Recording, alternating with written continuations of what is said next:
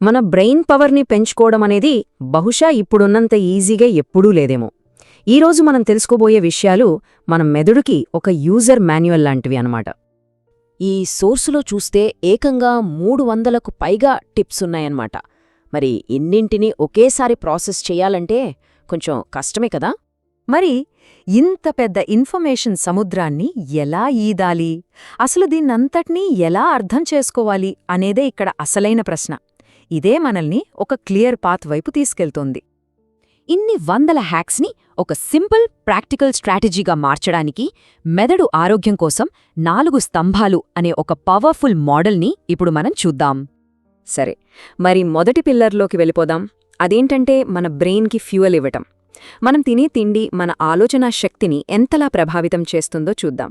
So first ఏం తినాలో, ఏం తినకూడదో అనే దాంతో స్టార్ట్ చేద్దాం. అంటే సింపుల్గా చెప్పాలంటే మొక్కల ఆధారిత ఆహారం, మంచి ఫ్యాట్స్ ఉన్న ఫుడ్స్ మన మెమరీని సపోర్ట్ చేస్తాయి.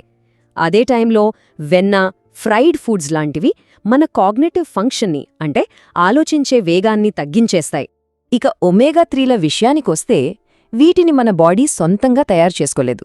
కానీ మన మెమరీని ఇంప్రూవ్ చేయడానికి, కొత్త ప్రాబ్లమ్స్ని సాల్వ్ చేసే మన కెపాసిటీని పెంచుకోవడానికి ఇవి చాలా చాలా అవసరం.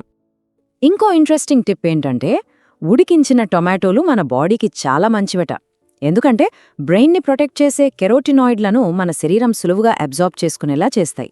ఇంకో సర్ప్రైజింగ్ విషయం ఏంటంటే, దానికి కొంచెం ఆలివ్ ఆయిల్ కలిపితే ఆ బెనిఫిట్ ఇంకా పెరుగుతుందట. సరే, ఇక రెండవ పిల్లర్కి వచ్చేద్దాం. మన శరీరాన్ని కదిలించడం అంటే ఫిజికల్ యాక్టివిటీకి, హెల్తీగా స్ట్రాంగ్గా ఉండే బ్రెయిన్కి మధ్య ఉన్న డైరెక్ట్ కనెక్షన్ని ఇప్పుడు చూద్దాం. సింపుల్గా నడవటం కూడా ఎంత పవర్ఫుల్లో చూడండి. మనం నడిచేటప్పుడు మన పాదం భూమి మీద పడినప్పుడు వచ్చే ఇంపాక్ట్, అది ధమనుల ద్వారా ప్రెషర్ వేవ్స్ని పంపి బ్రెయిన్కి బ్లడ్ సప్లైని బాగా పెంచుతుందట. చూసారా నడక వల్ల ఎంత ఇమ్మీడియట్ బెనిఫిట్ ఉందో?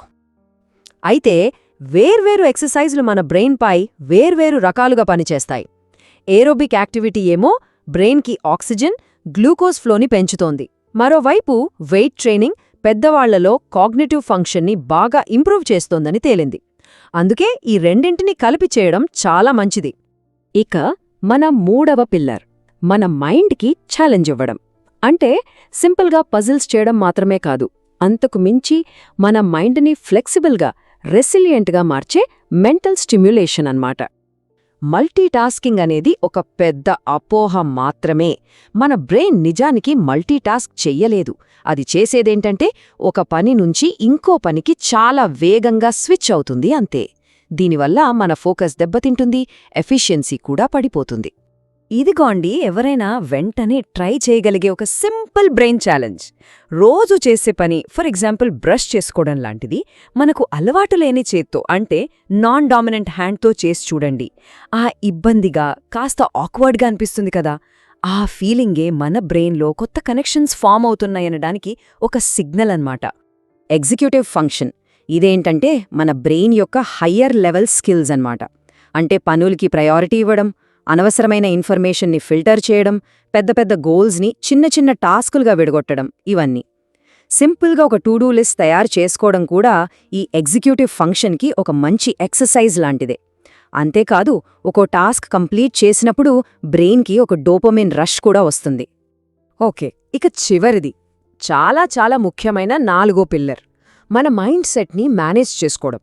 మన ఎమోషనల్, సోషల్, ఇంకా మన ఇంటర్నల్ ఎన్వైరన్మెంట్, ఇవన్నీ మన కాగ్నేటివ్ హెల్త్ని ఎంతలా షేప్ చేస్తాయో చూద్దాం. ఇక్కడ మనం గమనించాల్సిన విషయం ఏంటంటే, క్రానిక్ స్ట్రెస్ అంటే దీర్ఘకాలిక ఒత్తిడి మన బ్రెయిన్పై ఎలాంటి ప్రభావం చూపుతుందో చూడండి. తక్కువ కార్టిసాల్ లెవెల్స్ ఉంటే కొత్త బ్రెయిన్ సెల్స్ ఏర్పడతాయి. అదే స్ట్రెస్ వల్ల కార్టిసాల్ లెవెల్స్ బాగా పెరిగిపోతే అది బ్రెయిన్ ష్రింక్ అవడానికి అంటే కుంచుకుపోవడానికి కూడా దారితీస్తుంది. సో స్ట్రెస్ అనేది మన బ్రెయిన్కి ఫిజికల్గా టాక్సిక్ లాంటిది. అలాగే ఆశావాదం లేదా పాజిటివ్ మైండ్ సెట్ యొక్క శక్తిని కూడా చూద్దాం. హ్యాపీగా ఉండటం అనేది కేవలం ఒక ఫీలింగ్ మాత్రమే కాదు, అది మన బ్రెయిన్ స్ట్రక్చర్కే మంచిదే. ఎందుకంటే అది ఇమోషన్స్ని రెగ్యులేట్ చేసే బ్రెయిన్ పార్ట్ని బలంగా ఉంచుతుంది. అంతేకాదు, స్ట్రెస్ హార్మోన్ అయిన కార్టిసాల్ లెవెల్స్ని కూడా తగ్గిస్తుంది. మన సోషల్ సర్కిల్ కూడా చాలా మ్యాటర్ అవుతోంది. రీసెర్చ్ ప్రకారం టీమ్స్గా కలిసి వాలంటీరింగ్ చేసే వాళ్లల్లో బ్రెయిన్లోని మెమరీ సెంటర్ సైజ్ పెరిగినట్లు కనుగొన్నారు. అంటే ఇతరులకు సహాయం చేయడం ద్వారా మన బ్రెయిన్కి కూడా హెల్ప్ చేసుకుంటున్నామన్నమాట. సరే, ఇప్పటిదాకా చూసిన ఈ 4 పిల్లర్స్ని కలిపి లాంగ్ టర్మ్ బ్రెయిన్ హెల్త్ కోసం ఒక కంప్లీట్ స్ట్రాటజీని ఎలా తయారు చేసుకోవాలో ఇప్పుడు చూద్దాం. అసలు పాయింట్ ఏంటంటే బ్రెయిన్ని సపోర్ట్ చేసే పనులు ఎన్ని ఎక్కువ చేస్తే అంత మంచిది. అంటే ఒక సంపూర్ణమైన అప్రోచ్ అనేది బెస్ట్ అనమాట.